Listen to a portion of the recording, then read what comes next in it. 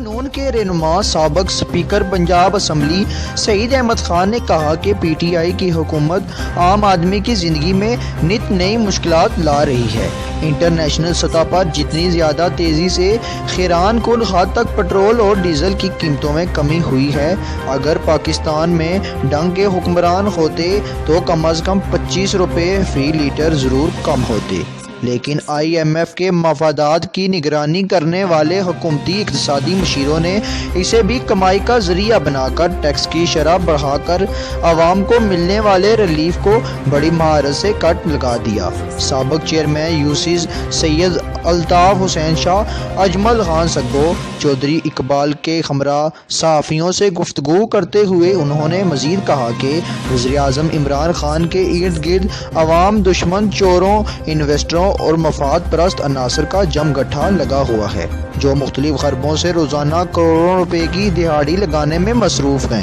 حکومت ایسے شعبدہ بازوں کو پکڑنے کی بجائے سیاسی مخالفین، بالخصوص مسلم لیگ نون کے رہنماؤں کو انتقام کا نشانہ بنانے میں لگی ہوئی ہے۔ برطانوی حکومت کو نواز شریف کو واپس بھیجنے کے حوالے سے لکھا گیا خط بھی اسی سلسلے کی ایک کڑی ہے۔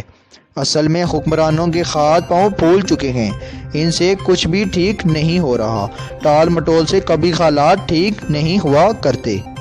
رپورٹ شیخ سعید احمد، نمائندہ ایس پی نیوز، میل سی۔